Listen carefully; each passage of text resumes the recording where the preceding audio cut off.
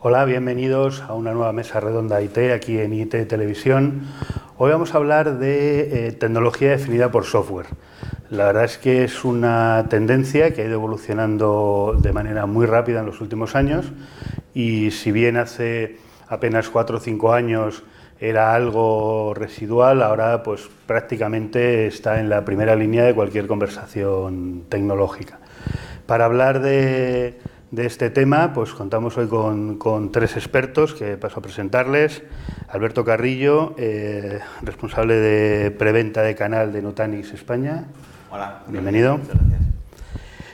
Víctor Estival, Cloud Technical Marketing Manager de Red Hat. Bienvenido, Víctor. Muchas gracias. Y Carlos Fernández de la Reguera, responsable comercial de la división SDDC Hiperconvergencia de VMware España y Portugal. Bienvenido, Carlos. Buenos días, muchas gracias. Y bueno, la primera pregunta es evidente, es sencilla. Empezaremos planteando un poco la situación y en qué momento está o en qué momento vive la tendencia de la tecnología definida por software. Alberto. Hola, pues buenos días y muchas gracias por la invitación.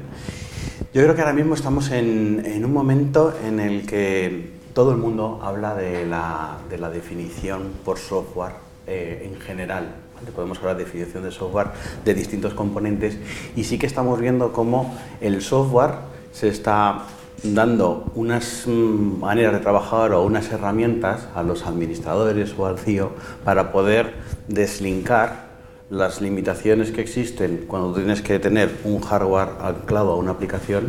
Cuando puedes deslinkarlo, pues puedes tener mucha más libertad para poder tú ser flexible a la hora de ofrecer tus servicios al negocio. Entonces yo creo que en ese momento en el que estamos metidos, yo creo que es imposible estar vivo en el año 2018 sin que el debate de la nube haya salido en casi todos los despachos, ¿no? Entonces la nube aporta muchísimas ventajas. La nube te da un consumo fraccional, solo tienes que pagar por lo que consumes, te da una manera de acceder a la IT de manera que la consumes en vez de tener que administrarla. ¿Vale? En la nube no tienes que estar con procesos de automatización, etcétera, o sea, con procesos de actualización, etcétera. Pero a la nube hay que irse.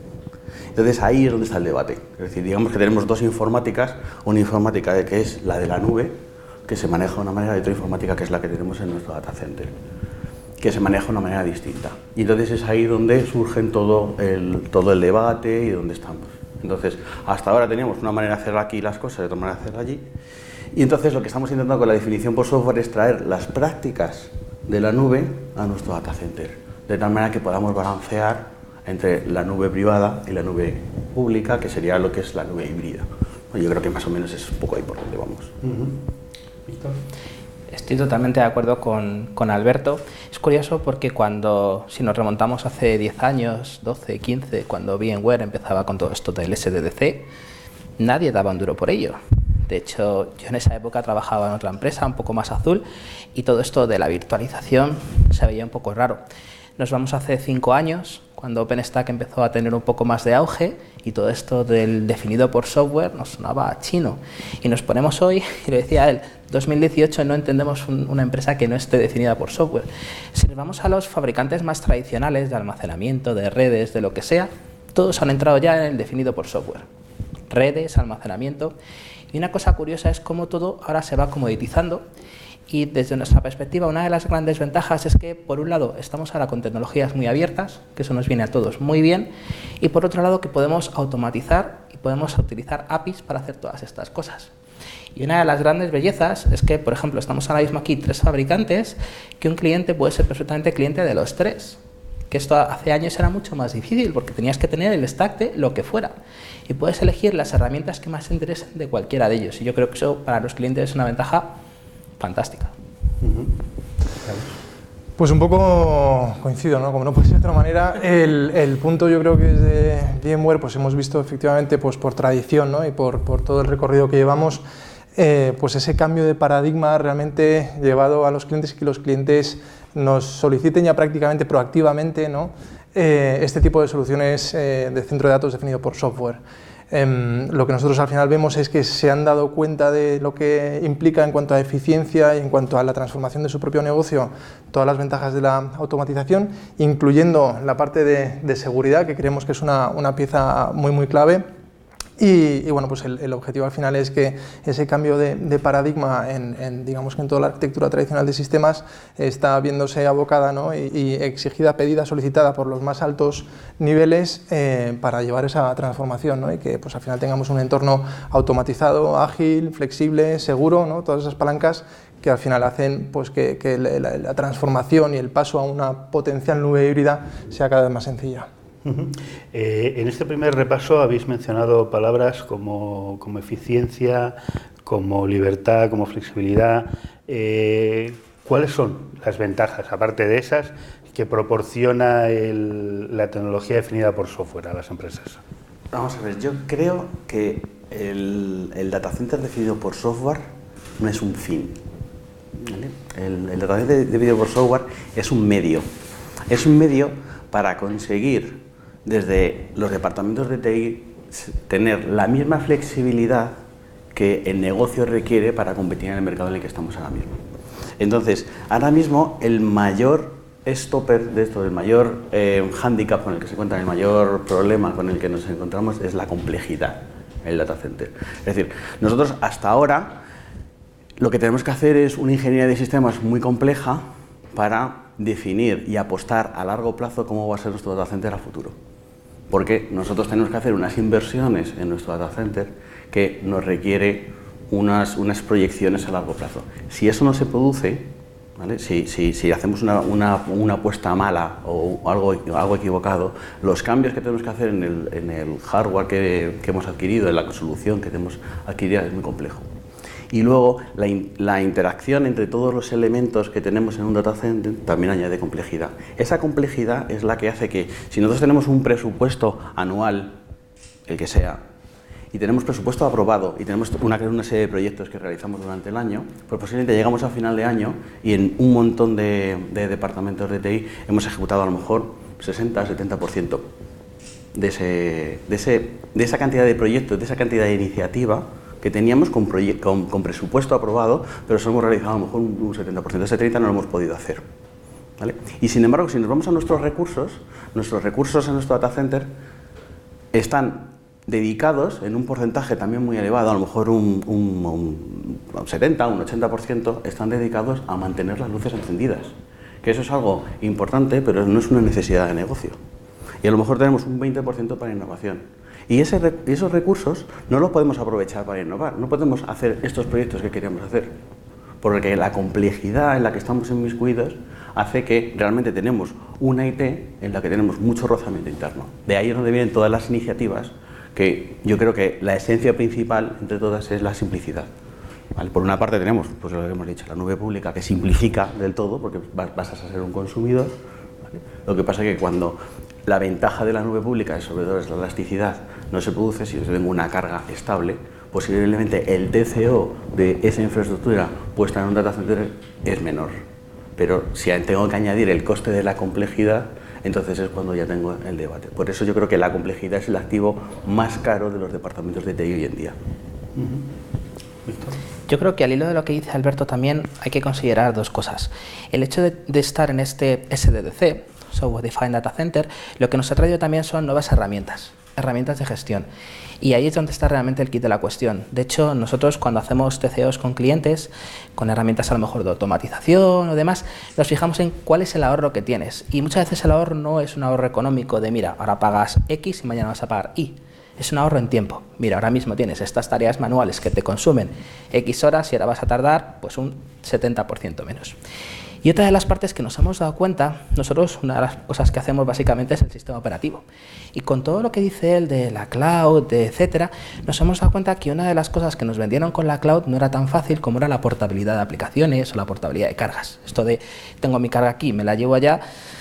Bueno, al final no es tan fácil como nos lo habían vendido y precisamente el hecho de tener todo definido por software es lo que está haciendo que eso se simplifique. Si pensamos, por ejemplo, en la plataforma Kubernetes, nuestro OpenShift, cualquiera de ellas. Ahora mismo, coger un container que está aquí y llevármelo a la nube pública es más sencillo desde que las redes están definidas por software. si esto lo hubiera intentado hacer antes, cuando tenía el chico de redes que me estaba configurando el LACP o la sigla que quieras en esta tarjeta de red, era complicadísimo. Entonces yo creo que todo esto del software defined, lo que sea, lo que nos está trayendo son nuevas herramientas, y ahí es donde realmente está la verdadera ventaja, la verdadera innovación. Yo creo que por ahí es por el camino por donde hay que ir.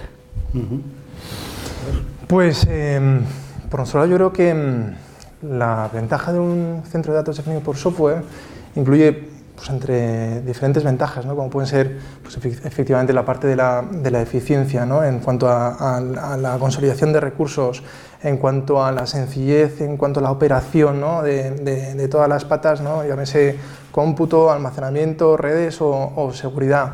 Y romper esos silos, ¿no? Que tradicionalmente han existido, y por eso también el cambio de paradigma, ¿no?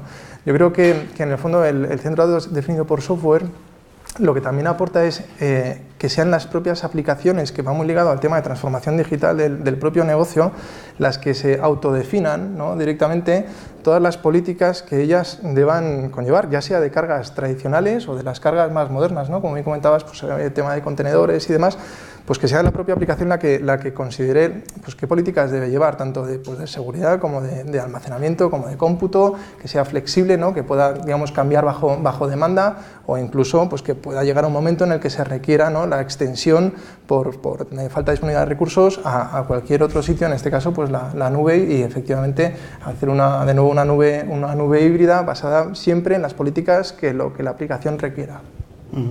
Lo que pasa es que hay muchas veces que las empresas, y sobre todo en estos años de los que venimos, lo primero que pensaban es: ¿y yo cuánto me voy a ahorrar con esto?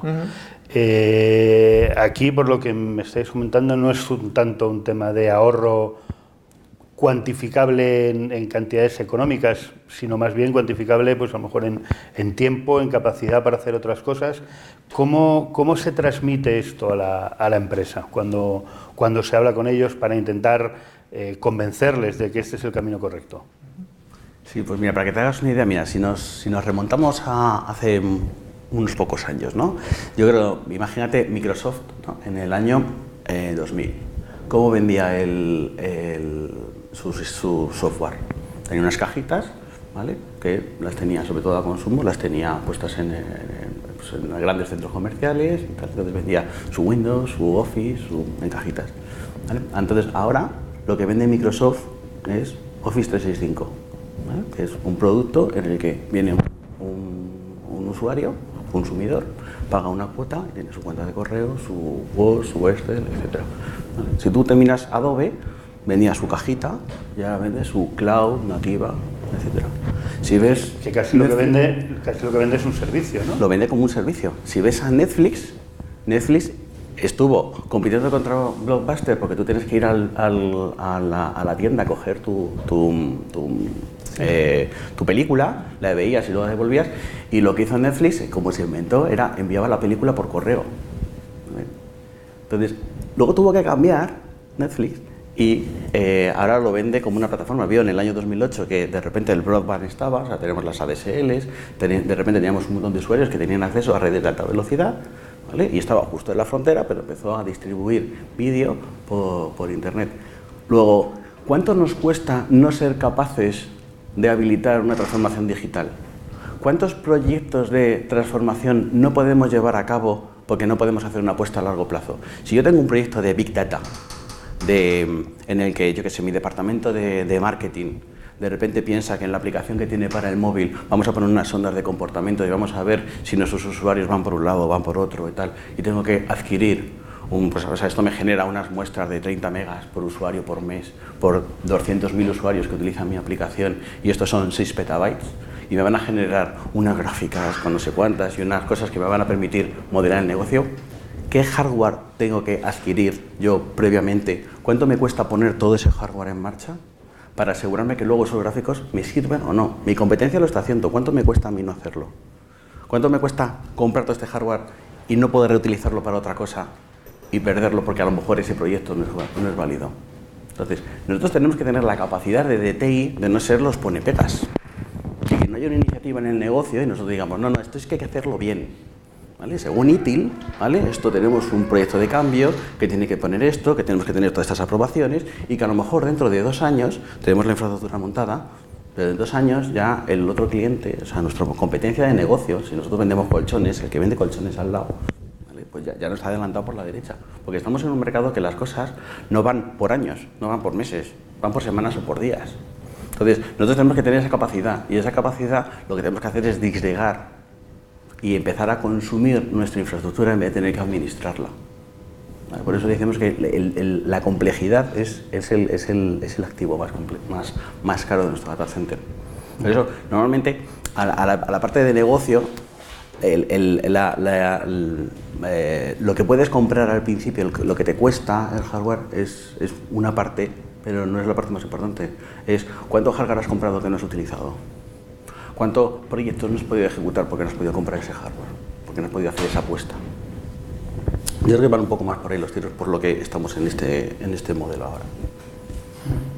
Yo aquí tengo además varias observaciones muy al hilo de lo que decía él. A mí me hace mucha gracia, en LinkedIn se comparten muchas imágenes de estas chorras, pero hay una en concreto que me llega mucho. ¿Qué pasa si formo a mis empleados y se van? Y entonces otro que pregunta, ¿qué pasa si no les formas y se quedan?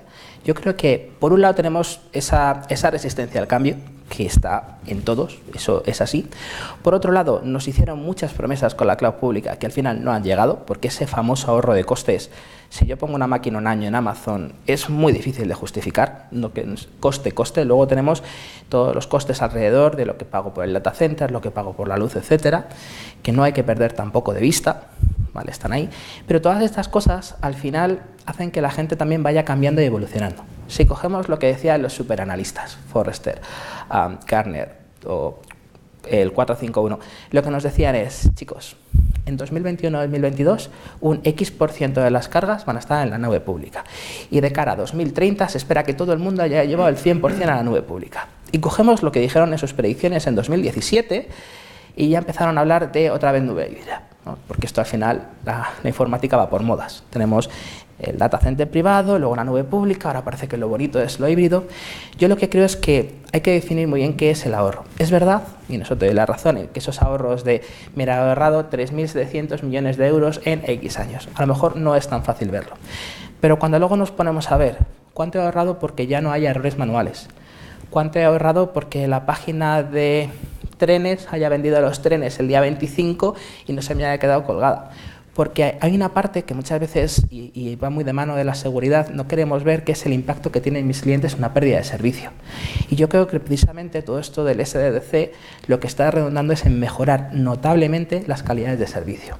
Hablamos con clientes, por ejemplo, que te decía antes, yo tengo una posición worldwide y para alguno de mis clientes es increíble la flexibilidad que le da el hecho de decir, mira, tengo mi data center aquí en Tokio, pero esta carga me la van a consumir desde Estados Unidos y desde Europa, así que voy a utilizar un CDN porque van a ser ellos quien me lo da. Tener estas arquitecturas, todo esto definido por software, que haya un proveedor de redes que para mí sea totalmente transparente, que esté en la red no sé qué, que tenga una parte, que es algo que todavía no hemos tocado, en IPv4, otra en IPv6, y que todo esto se hable, yo creo que ahí sí es verdad que no es un ahorro cuantificable en dinero, pero que todos los colaterales son desproporcionados.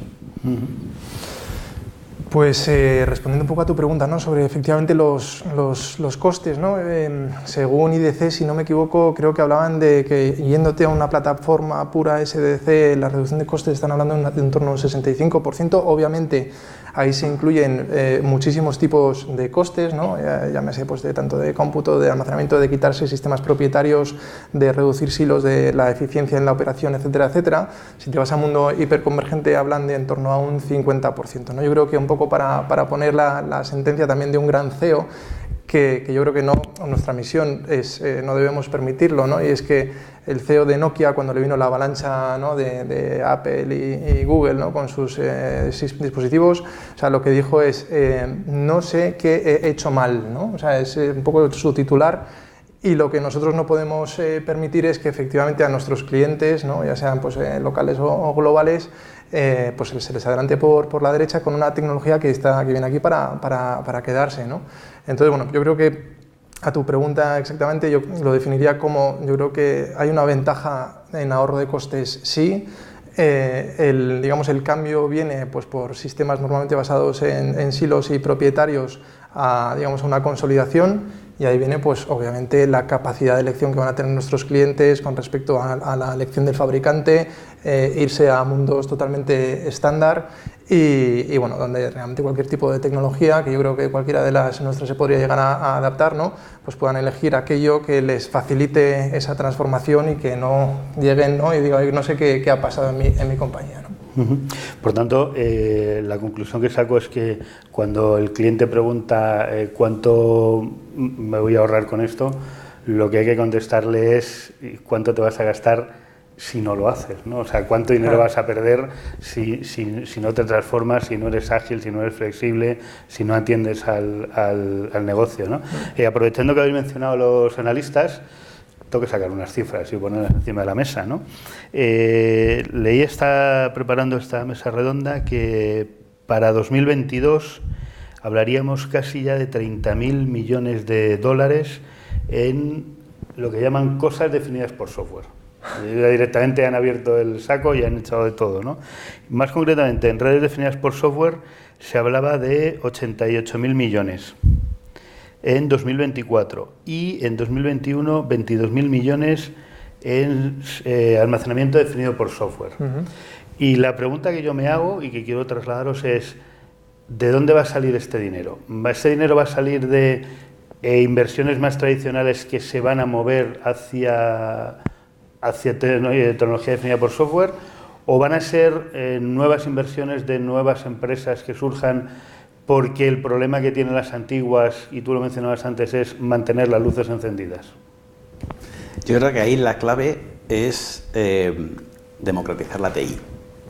Es decir, si nosotros, al hilo de lo que hablábamos, si nosotros tenemos un presupuesto de TI, el presupuesto de TI de la gente que nos ve hoy, y más en este país, es estable o baja, ¿vale? Y sin embargo, la expectativa nuestra expectativa es ir creciendo en servicios que ofertemos. Y encima, nuestro usuario final, ¿vale?, la expectativa que tiene es todavía mayor, porque ahora mismo tiene unos dispositivos, una manera de trabajar, una serie de tecnologías de consumo, ¿vale?, pues que tiene manera de compartir archivos, tiene manera de editar sus fotos, tiene manera de gestionar sus contactos, tiene maneras que hacen que todavía esa recta sea todavía más elevada. Entonces, a largo plazo, el agujero que hay entre esas expectativas y nuestro presupuesto solo se puede solucionar de dos maneras: con simplicidad y con automatización. No hay otra. Entonces, esto es el mismo salto que ya se ha dado de consumo. O sea, no sé si os acordáis todos ¿os acordáis de la Casiopea? Hombre. o de la Palm. Esos son dispositivos para hombres, ¿no? No digo hombres en esta parte, que si no me meto en un jardín. Esos son los dispositivos que había que administrar, había que buscar el binario de las aplicaciones que había, tenías que saber ese dispositivo que llevaba y tal. Entonces al final te lo pinchabas al portátil, le instalabas el driver de la Casiopea, de la Palm, y le instalabas una aplicación y todo esto, ¿vale? De repente, en el 2007 salió un dispositivo que no fue la primera cámara de fotos, no fue el primer reproductor de MP3, no fue el primer teléfono y no fue el primer navegador de Internet que hubo en el mercado, pero lo dejó para consumo, lo apretó todo y lo dejó simplemente listo para consumir, y no era el mejor de cada uno de ellos, ¿vale? Pero ahora mi madre es capaz de actualizar su sistema operativo por debajo de Linux, es capaz de actualizar sus aplicaciones. ¿Por qué? Porque eso se realiza todos los días, millones de veces, y en todos los sitios se hace igual. No estamos acostumbrados a tener que administrar nuestra infraestructura y tenemos que aprender a consumirla. Si nosotros cogemos las prácticas de las nubes y la empaquetamos para que pueda ser consumida en nuestro data center, vamos a tener dos cosas.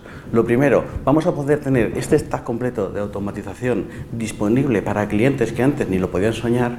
O sea, un sistema de portal de autoservicio automático con todas las automatizaciones que antes lo podían tener las empresas del IBEX, las gigantes, y ahora podemos tener un colegio, un arzobispado, una empresa que embolsa lechuga para ensaladas, para un retailer, alguien que puede realmente tener esas ventajas porque está empaquetado todo en un paquetito. Y una vez que tienes eso, vemos a la parte de Internet de las cosas. Porque cuando hablamos de nube híbrida siempre pensamos en mi nube aquí o mi nube en la nube pública. Pero cuando yo tengo Internet de las cosas, muchas veces por propia física no soy capaz de coger mis sondas que están cogiendo esta información y mandarlas a mi CPD principal o a una nube pública, etcétera. Es como si tú eres un coche de Fórmula 1, tiene muchísima información que va dentro, tiene un link que manda información al boxes, pero luego cuando termina la carrera viene un señor y se trae esa información. Entonces, si yo tengo ahora mismo empaquetado todo un stack completo automatizado con hardware, hipervisor, almacenamiento, automatización y una gestión de aplicaciones, yo puedo empaquetarlo eso en servidores únicos y distribuirlo pues a mi plataforma petrolífera, a mi gasolinera, a mi presa, a mi oficina remota para que gestione el almacén, etcétera, de tal manera que lo gestione como si fuera una nube pública. Y eso es lo que permite realmente que todo el Internet de las cosas, todas estas ondas, pues tengan un sentido. Y permite este crecimiento. Entonces, ¿de dónde va a salir el dinero? Pues va a salir una parte de mover parte de la inversión que se realice ahora en discos que están dando vueltas durante 5 años hasta que se empiezan a utilizar, por un lado, y por otro lado, democratizando la tecnología para que nuestro mercado sea mucho más grande. Más o menos es lo que... Yo creo que vamos muy al hilo. De hace poco esta conversación la tuve con un cliente de un banco y me dijo que a él le parecía muy curioso que precisamente ahora mismo dos de las partes que hasta ahora se consideraban como más tradicionales, en sus palabras, más dinosaurios, son precisamente las que están llevando la innovación a estos campos. Y me ponía, por una parte, las telcos y por otra parte, los bancos. Y es verdad, si pensamos en el negocio tradicional de las telcos o los bancos, en fin, pocas cosas más rancias o casposas. Y sin embargo, si nos ponemos a ver en la parte que comentabas antes de SDN, en SDN el mercado es tan grande porque hay una parte en concreto de SDN que es NFV o VNF, Vendor Network Function, que es algo que tiene muchísimo crecimiento. Todas estas cosas de definido por software está muy bien, pero aparte hay que darle una aplicación un poquito más práctica. Y entonces me ponía el ejemplo. También es verdad lo que decía él, ¿no? Que bueno, pues lo que voy a intentar es ahora, en el caso de almacenamiento, realmente necesito una super cabina en el que tengo que pagar upfront no sé cuánto y voy a tener no sé cuantísimo espacio sin utilizar, o no, me viene un modelo más flexible, como el que a lo mejor proponen algunos fabricantes, en el que poco a poco me vas trayendo más módulos que tengo que instalar. Pero realmente si pensamos en las startups nuevas, él decía antes Netflix. Netflix ya no la puedo conseguir una startup. Fantástico. Vamos a coger HBO, vamos a coger Sky, vamos a coger cualquiera de los que están haciendo ahora vídeo bajo demanda. Ninguno de ellos hoy por hoy se plantea coger, me da igual el fabricante, una cabina y poner su vídeo ahí. No es una opción. Se plantean, voy a poner parte en Azure, parte en Amazon, parte en Google, voy a ver si para la parte de China hablo con la gente de Alibaba, a ver cómo puedo montarlo. Y lo que están haciendo algunas empresas más tradicionales, y por eso venía al principio de lo de las telcos o los bancos, es que están creando pequeños departamentos internos que funcionen como startup, con mentalidad totalmente de startup. De tal forma que digan, mira, voy a olvidarme de la deuda tecnológica, voy a olvidarme de todo lo que hasta ahora habíamos hecho así, que sabemos que es uno de los grandes lastres en IT, y vamos a empezar desde cero. Si tú ahora mismo tuvieras que idear tu aplicación para banca, ¿cómo la harías? Y entonces alguien dijo, pues mira, en lugar de tener todo esto que tenía antes, yo la haría así, así, así. Y resulta que esa aplicación para banca acaba de ganar un premio hace poco. ¿Por qué? Pues porque es rápida, porque es potente, porque es muy flexible. Está ocurriendo también, por ejemplo, con las aerolíneas. En Estados Unidos hay una aerolínea que es United, en la cual tienen un backend súper complicado con un montón de cosas y tal, y ya me ha pasado a mí muchas veces, estás en Estados Unidos, le haces una pregunta a la chica y me sale la información a mí antes en la aplicación del móvil a través del roaming con lo que sea que haya en pantalla con su conexión 3270 al mainframe. Entonces yo creo que va a venir, por un lado, vamos a dejar de invertir en la parte más legacy, que va a estar ahí, pero por otro, de todas las nuevas startups y las empresas tradicionales que quieren realmente innovar, transformar digitalmente, etcétera, funcionar como una startup. Pues un poco hablando de cifras, ¿no? Como comentabas, o sea, nosotros estamos viendo un crecimiento espectacular, ¿no? Según el propio Gartner, ¿no? Lo que indica es que que el mercado de la hiperconvergencia es el mercado con mayor crecimiento que existe a día de hoy, ¿no? Y obviamente acompañado por el tema de Software Defined Data Center. Se está hablando ahora mismo que en el puro tema hiperconvergente están hablando de unos 2.000 millones de dólares en cuanto a facturación. En el 2019 se espera en torno a 5.000 millones de dólares, según cifras de Gartner. Y en cuanto a lo que preguntaba sobre bueno, cómo va a venir tal crecimiento exponencial hasta 2022, ¿no? Yo creo que efectivamente pues se va a tener que consolidar, ¿no? que mover determinados presupuestos, ¿no? que habitualmente han venido yendo a determinados fabricantes a un mundo mucho más estándar y sobre todo a fabricantes, en este caso, fabricantes de software. Yo creo que un ejemplo sobre el crecimiento, ¿no? O sea, para mí, todo lo que es transformación digital, no olvidemos que al final es lo que se busca es que el motor de operaciones sea la tecnología, y en este caso nuestro cliente habitual es el cliente de tecnología, luego es el que da el motor de operaciones a esa transformación digital, luego tenemos que cuidarle, mimarle, ¿no? y bañarle en productos que realmente le den absoluta confianza, escalabilidad, ¿no? y automatización en ese sentido. Entonces, lo que yo creo que no podemos abandonar, digamos, es dejarles que se muevan a un paradigma que no sea realmente el que necesita esa transformación.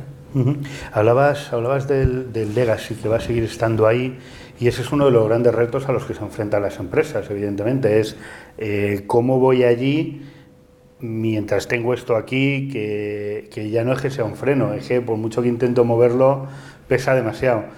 ¿Qué otros retos tienen las empresas, vamos a llamarlas tradicionales, a la hora de evolucionar y cómo pueden solucionarlos? Totalmente. Yo llevo como 20 años en el sector, ya mejor no miro para atrás, que me da vértigo, y desde el principio estábamos matando al mainframe y ahí sigue, y va a seguir estando. Entonces, al hilo de la cuota de mercado, pues nosotros ahora mismo en esta parte de infraestructura en on-premise que se consume en vez de que se administra, pues a lo mejor estamos en porcentaje, no llega al 10% de la cuota de mercado. A lo mejor en las proyecciones de Gartner a medio plazo pues están hablando de que estamos llegando a lo mejor al 30 al 40%. Eso lo que significa, a efectos prácticos, es que el mainstream, o sea, igual que hace 10 años, cuando empezamos en la parte de virtualización, pues sí que tenías también una dificultad, ¿no? Venía el comercial tradicional y decía, tu negocio es físico, no es virtual, ¿qué haces con estas máquinas? ¿Qué pasa? ¿Que estos señores te meten 6 servidores donde solo hay 3? No te preocupes, que te hago precio y te pongo 6 servidores por el precio de 3. Y entonces, ahora el mainstream, o sea, tú montas un proyecto nuevo y ese proyecto va en virtual. ¿Vale? Sí que hay una parte del mercado que a lo mejor se puede quedar todavía en físico, pero normal. Pues con el 30-40% del mercado significa que el mainstream en 2023-2024 va a ser que cuando tú montas una infraestructura no coges un silo de cada cosa, sino que lo montas todo en un stack. Y por supuesto seguirá quedando lo antiguo, y por supuesto habrá todavía esta parte, y luego tendremos un mercado muy minorista en el que todavía pues habrá servidores debajo de mesas y tal, que eso también viene siendo el 20-30% del mercado. Pero lo que estamos hablando es ni de la parte cúspide final, ni de la parte, sino que la parte de en medio va a hacer un shift casi en su totalidad, un porcentaje muy elevado hacia esto, porque esto es lo que te va a permitir es pues realmente aportar valor a tu negocio, igual que la virtualización aporta valor a los negocios de todos los clientes. O sea, es por ahí por donde va. Entonces, de ahí viene la evolución, el cambio de paradigma. Yo creo que además al hilo de esto, yo el mainframe creo que no se va a ir. AS400 celebró hace tiempo su 25 aniversario, mucha gente decía que no iba a llegar a eso. Lo cierto es que tenemos resistencia al cambio y eso nos va a pasar siempre. Pero aquí hay que jugar con varios factores. Por un lado, todas las nuevas aplicaciones y todo lo nuevo ya no le vale con esto de te tengo la máquina en varios meses. Eso no es una opción, porque si tú me dices eso, yo voy con mi tarjeta Amazon, me la cojo y tenemos el shadow IT, que es otro de los grandes problemas que tenemos dentro de IT. Y nosotros, por ejemplo, hemos tenido ciertos riesgos. Nosotros sacamos un producto de Software Defined Storage. Oye, genial, me encanta. Y viene la empresa y me dice, genial, ¿y esto cómo lo conecto con mis servidores tradicionales? Y dijimos, pues no lo sé. Fuimos honestos. Hemos tenido que evolucionar la tecnología pues para ir a un punto en el que podamos hablar su idioma, pero ellos han tenido también que cambiar. Dicho de otra manera, ellos me decían, yo abro Fiber Channel. Yo le dije, chicos, esto es una tecnología que a mí me suena chino. ¿Qué pasa si a lo mejor hablamos y es casi? Es algo que para mí, bueno, pues no es la última bleeding edge technology, pero es algo que tú puedes llegar a adaptar. Y ellos dijeron, venga, vamos a intentarlo. Y yo creo que al final estos puntos de unión son los que tenemos que ir buscando para que esto tenga cierta continuidad, porque si intentamos ser disruptivos, lo que nos pasa es que nos chocamos. Lo decía antes, no sé quién de los dos, esto era un proyecto a 2 años, un proyecto, esto no funciona. O sea, ahora mismo todas las conversaciones de CIOs, CEOs, etcétera, sobre transformación digital, precisamente a ellos es a los que tenemos que recordarles que una manera un poquito más agile, una manera un poquito más MVP, una manera en la que no quieras llegar aquí sin pasar por todos los estadios anteriores, es mucho más factible. Entonces yo creo que si aunamos todo esto, mientras que el mainframe va a seguir estando ahí a nivel de red, a nivel de almacenamiento, vamos a intentar buscar herramientas y puntos de cohesión en el que podamos hablar. Por eso para nosotros, y somos muy pesados con lo mismo, pero el hecho de tener APIs, el hecho de tener partes abiertas, documentadas, el hecho de que fabricantes hasta ahora muy tradicionales, que no les gustaba nada de esto, estén diciendo, venga, vamos por ahí. Es curioso como nosotros siempre nos vanagloriamos en nuestra compañía de ser súper contribuidores al software libre, lo somos, pero tenemos otras compañías como pueden ser Intel, como puede ser IBM, que tienen una contribución al kernel de Linux y a todo lo que es la parte open source que empieza a rivalizar también con nosotros. Y esto es algo muy bueno. Esto es algo que ahora hace que ahora mismo las 3 compañías que estamos aquí sentados en cualquiera de nuestros eventos, sea el VMworld, el Nutanix o el Summit, tengamos charlas específicas de cómo hablamos con lo legacy, cómo hacemos las cosas open source y cómo buscamos puntos de unión para que los clientes no tengan que seguir diciendo ¿y ahora cómo monto esto? Porque de mainframe han caído muchos. Los que han caído precisamente eran los que menos integraban, pero los que quedan tampoco es que sean un paradigma de integración fácil. Yo tengo una opinión, ¿no? O sea, con respecto al tema del paradigma, digamos, legacy, ¿no? Con respecto a lo moderno, a los nuevos desarrollos, ¿no? Agile, DevOps, etc. Yo comentabas una cosa antes que estoy totalmente de acuerdo, ¿no? O sea, yo creo que presupuesto de tecnología general de los clientes está o flat o decreciendo. Yo creo que sobre todo lo está pasando en el mundo legacy, o sea, en el mundo tradicional, ¿no? Como quien dice. Salió precisamente el CEO de una compañía aseguradora que está en el IBEX 35, ¿no? Diciendo que parte de los beneficios, ¿no? Va a ir destinado a la transformación y a la modernización, ¿no? Del negocio, en este caso de los seguros. Entonces, obviamente, se cuenta con recursos que van a estar destinados desde el propio negocio, ¿no? A esa mejora operacional y transformacional de la parte tecnológica, ¿no? Entonces, bueno, pues yo creo que en el fondo ahí sí que tenemos un punto muy dulce en el que, bueno, pues podemos, yo creo que vestir, ¿no? Nuestras soluciones y adaptarlas, digamos, a esa revolución. Con respecto al tema de las cargas de trabajo, ¿no? Y en este caso del tema del mainframe, es una opinión personal y o sea, igual que han ido evolucionando muchas tecnologías, yo creo que el mainframe, que yo creo que los dos coincidís, ¿no? Que bueno, efectivamente el mainframe no está muerto, hay muchas compañías que todavía lo tienen. El mainframe al final garantiza una transacción, ¿no? Entonces, ¿por qué no en esa garantía de la transacción, obviamente con tiempo, con plazos, con transformación, no puede venir a lo mejor una tecnología como es el blockchain, ¿no? Disruptora a cambiar el proceso de la garantización de la transacción, ¿no? Y entonces de nuevo se estaría transformando una compañía que habitualmente, digamos, ha confiado en hacer sus transacciones vía mainframe a otro tipo de paradigma, ¿no? La pregunta que se me ocurre ahora mismo es, viendo las ventajas de lo definido por software, ¿todo en tecnología es definible por software? Y si llegamos a la conclusión bueno, ahora me diréis si sí, si no, pero si llegamos a la conclusión de que sí, ¿cuál debe ser el rol del hardware a partir de ahora? Hombre, nosotros podemos imaginar todo el software que queramos, pero al final ese software se tiene que ejecutar en un hardware. El objetivo principal es desligar las limitaciones que existían antes. Cuando tienes una aplicación que está muy dependiente del hardware, esa dependencia te quita flexibilidad. Entonces, hacia dónde vamos es hacia desligar eso. O sea, ya se hizo hace unos años, ¿vale? y se va haciendo cada vez más. Entonces, al final, el hardware tiene que existir, el hardware es una base, el hardware es muy importante, pero lo que tenemos que tener es la flexibilidad para poder aprovechar cada recurso físico de ese hardware donde el negocio lo requiere en cada momento, ni antes, ni después, ni de más, ni de menos. Al final lo que estamos es optimizando. Todos tenemos, pues eso, lo que habíamos dicho siempre, ¿no? El hardware es esto que cada vez es más barato, más pequeño y más rápido, ¿no? Y el software es lo que es cada vez más caro, más grande y más lento. ¿Vale? Pues lo que estamos intentando es juntar estas dos partes, es asignar cada parte del hardware cuando corresponde. Es lo que estábamos hablando antes cuando estábamos hablando de las estrategias de las startups con la nube. O sea, si yo tengo una startup, acabo de empezar, imaginaros, no sé, las empresas estas de car sharing que han empezado ahora.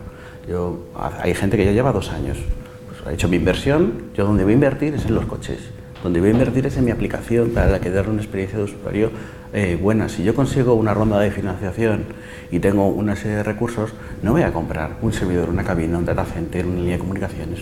No, lo que hago es que me voy a un sitio que me permite tener una elasticidad, que si el proyecto no sale bien a largo plazo, no he hecho grandes apuestas, que si el proyecto va más o menos, pues me da los recursos, y si el proyecto revienta de éxito, pues tiene todos esos recursos. Pero una vez que han pasado 2 años y una vez que veo que esto funciona, que el ayuntamiento lo apuesta, que la gente lo ve, que está entrando otro competidor, que al final este mercado crece y veo que es algo que ya es constante, pues a lo mejor ya si tengo una manera de esas maneras de trabajar que tengo en la nube, llevarlo a mi data center y no tengo que hacer un cambio completo de la aplicación y no tengo que hacer una reingeniería completa, pues a lo mejor podía evaluar cuál es el TCO de la infraestructura previsible, teniendo en cuenta que siempre toda la parte elástica la puedo tener en otro sitio.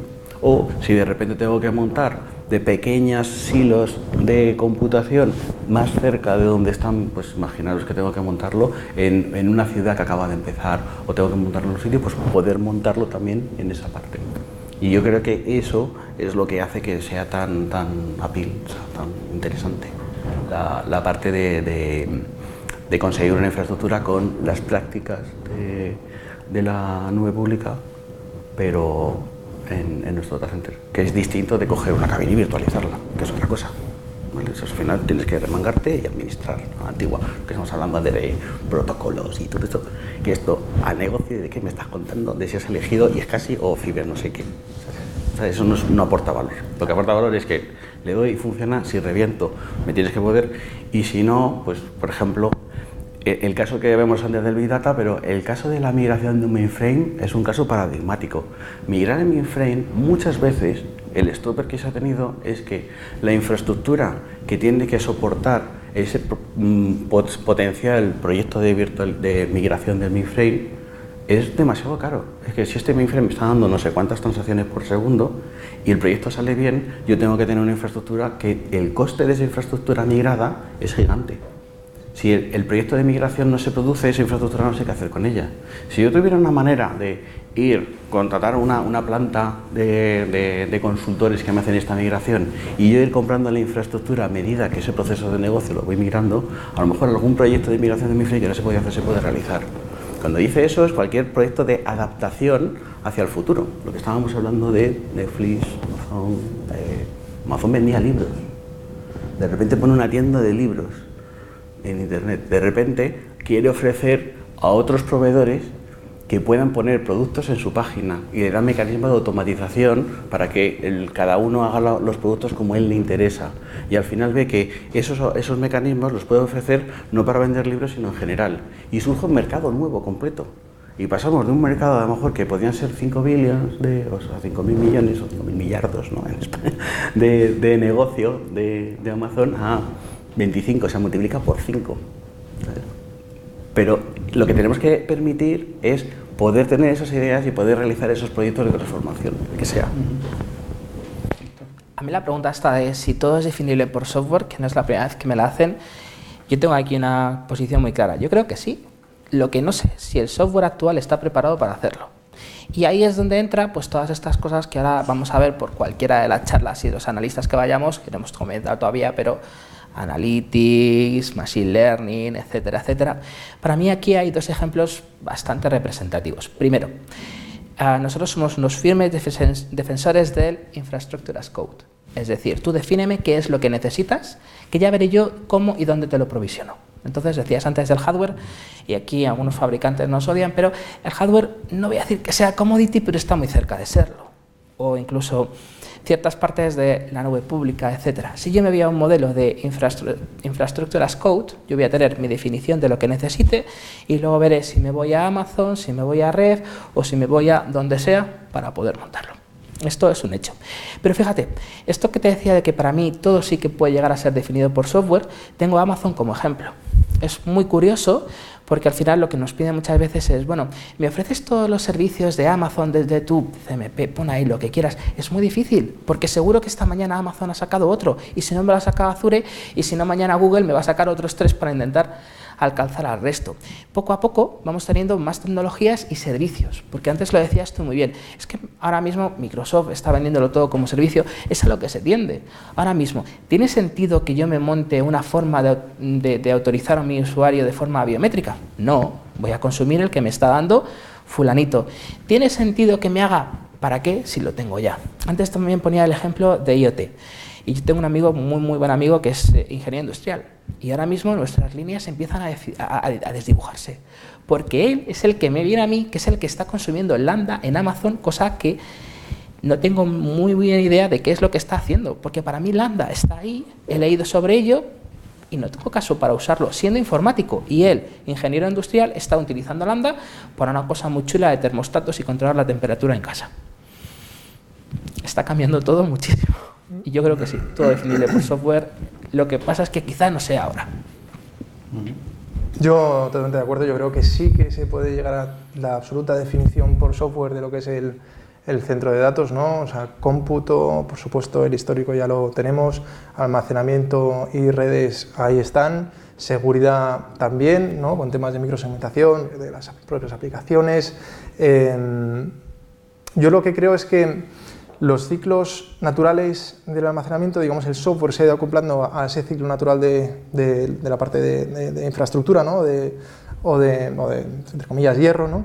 Y yo creo que ahora se está procediendo a la inversa, ¿no? Digamos, es la propia infraestructura la que se está adaptando a un ciclo, digamos, de software que es muchísimo más rápido, ¿no? O sea, yo creo que uno de los principales los players que más se han beneficiado de este cambio de paradigma, yo creo que son los que tradicionalmente han apostado siempre por arquitecturas estándar, ¿no? O sea, yo creo que se está viendo clarísimamente que se están sacando cada vez mejores tecnologías, mucho más avanzadas, capaces de ofrecer muchos más servicios, todos los servicios orientados a la propia aplicación, orientados a poder dar seguridad, digamos, embebida, ¿no? Y esos grandes, digamos, jugadores, digamos, de la parte estándar, como pues ya pueden ser los clásicos, ¿no? Como Intel, AMD o incluso ahora Nvidia, ¿no? Con el tema de la parte de chips gráficos, pues se están beneficiando muchísimo de todos esos avances, ¿no? Que en estas pues, compañías como las nuestras estamos ofreciendo a los clientes están beneficiando de esa estandarización, reducción de costes, eficiencia, ruptura de silos, ¿no? Para poder pues poner sus cargas de tal manera que estén lo más estandarizados y digamos, hechos a medida del software posible para poder desbordar tanto, digamos, en la parte on-prem o en caso necesario por los costes, como bien decíais, ¿no? Por decisiones puntuales o específicas, el poder hibridar ahí a la nube.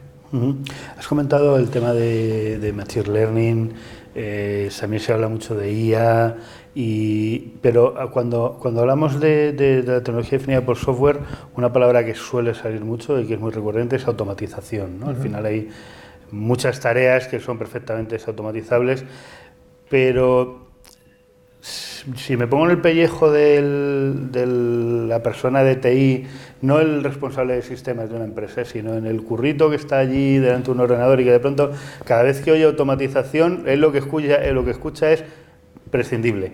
O sea, mi puesto es prescindible, yo soy prescindible. ¿Qué mensaje se le puede trasladar a eso o si es así? O sea, a lo mejor es que me vais a decir, no, que se puede automatizar todo y la mitad se van a tener que ir a la calle. Pero como entiendo que al final sus capacidades podrán ser utilizadas para otras cosas de otra manera mucho mejor para el negocio, pero ¿cómo se transmite eso a la gente para evitar esa reticencia al cambio? Totalmente, porque esto ya lo hemos vivido.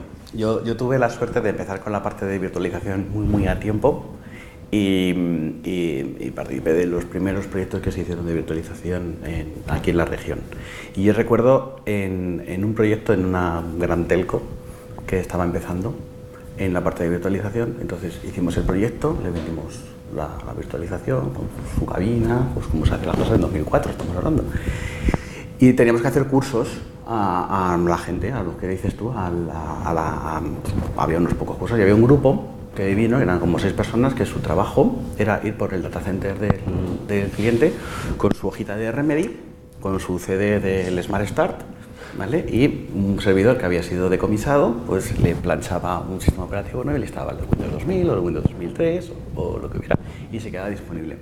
Entonces, yo cojo y empiezo a explicar de las Golden Images, que las máquinas virtuales son como ficheros y que yo puedo clonarlas, copiarlas, la Pulse Spread y llevarlas. Entonces ellos se conectaban a la interfaz era SX y de la del SX y me borraban directorios. Entonces yo abría la interfaz web y me faltaban iconos. Tal, decían, bueno, está bien esto de la virtualización, pero el producto no está maduro, ¿eh?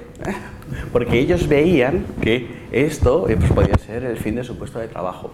Pero si nos damos cuenta ahora un poco, elevamos y vemos cuántos clientes en el año 2002-2003 podían tener un proyecto de Disaster Recovery y cuántos tenían un proyecto de Disaster Recovery en el año 2008 o 2009, y vemos cómo esta virtualización lo que permitió es, igual que antes yo tenía que tener un equipo y otro exactamente igual, con la misma hardware, con todo el mismo driver y todo esto, y tener un sistema muy complejo para replicar y todo esto, de repente pues yo podía tener ficheros y replicarlos en un pendrive si hacía falta.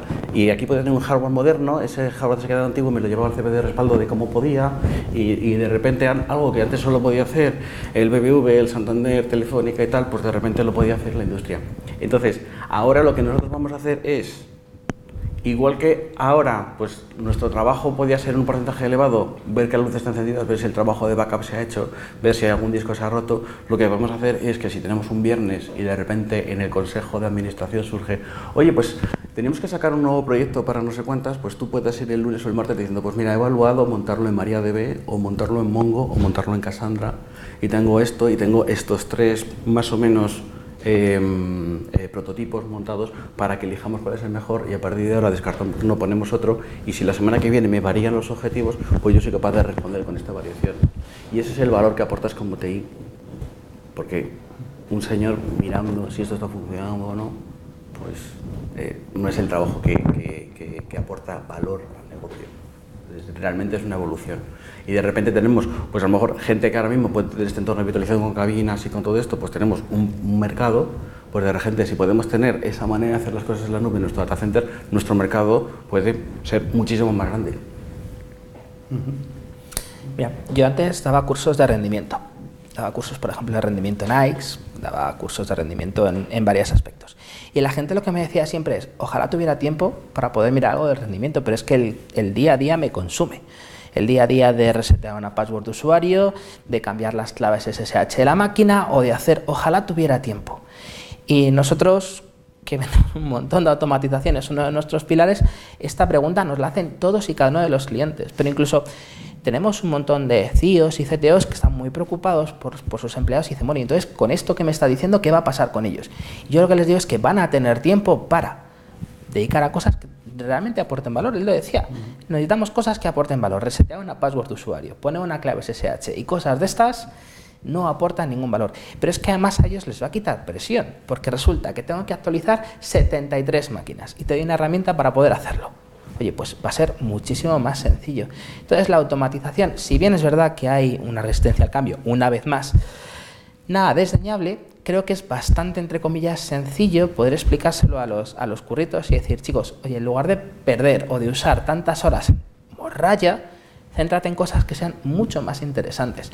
Va muy al hilo con esta pregunta que también está muy de moda de, ¿y si los robots hacen el trabajo? ¿Quiere decir que nosotros vamos a perder los trabajos? Yo creo que no. Yo creo que va a pasar lo que decía él. Los trabajos se van a reconvertir. Y lo que antes era, vamos a ver si paso la clave SSH a mis 230 servidores, pues ahora es, voy a mirar por qué la aplicación A va lenta en esta máquina sí y en esta máquina no. Entonces, incluso la capacidad técnica de la gente subirá bastante.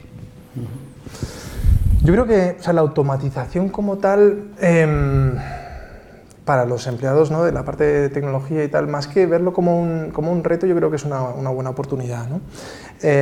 Para mí el objetivo, yo creo que el el poder ir a un entorno lo más automatizado posible, lo más eficiente posible, al final hace que los equipos, ¿no?, que han estado trabajando normalmente de manera compartimentada, digamos, provoque más unión que nunca, ¿no? Y eso haga que el trasfondo, que en el fondo es la buena marcha del negocio, pues se puedan hablar con equipos de desarrollo, ¿no?, que entablemos, ¿no?, en la conversación, pues oye, realmente agilidad y DevOps, ¿no?, de alguna manera que estén los entornos de desarrollo muy ligados a los equipos de arquitectura de infraestructura y demás. Yo creo que efectivamente la automatización lo que tiene que hacer es que haya muchísima más comunicación, ¿no? Y eso, o sea, eso no se implica para nada una reducción en los costes de operación en ese sentido, sino lo que implica es comunicación interdepartamental, ¿no? Al final, ¿con el objetivo de qué? Pues de ser pues una compañía de tecnología que ofrezca los mejores mecanismos para que en ese board, en ese comité, que se propongan nuevas oportunidades o nuevas aplicaciones o nuevos desarrollos o movilidad, ¿no?, o tecnología para la buena marcha del negocio, esté todo el sistema preparado desde el desarrollo a la infraestructura que con la automatización favorezca, ¿no?, y que además sean capaces de medir todos aquellos procesos que le puedan aportar en ese momento de negocio. Y ya para concluir, voy a pediros que hagáis parte de mi trabajo, ¿vale? Al final, una parte de mi trabajo cuando resumo una mesa redonda es sacar las ideas básicas, ¿no? Y esas son las que os voy a pedir, un mensaje básico, una idea que creáis que tiene que quedar de lo que hemos estado hablando. Pues mira, en el último evento que tuvimos en Niza en noviembre hubo 2 keynotes. La primera la hizo el CEO, la segunda la hizo el CTO el segundo día, y terminó la presentación con una frase que a mí me llamó muchísimo la atención, ¿no? Es un auditorio ya de 3.000 personas que para nosotros, pues, venido de donde venimos, pues ya es un entorno bastante grande, y puso un slide que ponía: la complejidad es el activo más caro de la TI en estos momentos. En inglés, así de una manera más. Y yo me quedo con eso, ¿no? Yo me quedaría con esa frase, así para titular.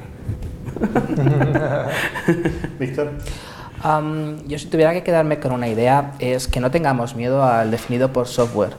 Que todas estas áreas de la empresa que a lo mejor no han tenido tanto cambio en los últimos años, estoy pensando a lo mejor en la gente de redes que ha estado 20 y tantos años haciendo las cosas de una misma manera, que no tengan miedo, los conceptos los tienen ahí, es simplemente una nueva forma de hacer las cosas que les va a dejar tiempo libre para hacer otras que son normalmente mucho más entretenidas. Entonces, para mí el mensaje que me gustaría dar es que se pierda el miedo, que realmente nos quedemos con que el software defined, lo que sea, está para ayudar y desde luego no para poner palos en las ruedas. Para mí quizás sería el que se abrace, ¿no?, ese cambio de paradigma, ¿no?, que acompaña cualquier transformación digital de las compañías, gracias a herramientas como es el Software Defined Data Center, ¿no?, el centro de datos definidos por software, pues gracias a todo lo que hemos estado hablando, ¿no?, pues automatización, digamos, eficiencia, flexibilidad, etcétera, pues para que realmente podamos apoyar al negocio a construir, digamos, esas herramientas que todas están pensando en Machine Learning, ¿no?, inteligencia artificial, IoT, ¿no?, también Internet of Thinking. Yo creo que efectivamente que se abrace ese cambio de paradigma. Perfecto, bueno, pues muchas gracias a los tres por haber participado en esta mesa redonda, y muchas gracias a ustedes por haber visto una nueva mesa redonda IT aquí en IT Televisión. Gracias. Muy bien. Gracias. Gracias.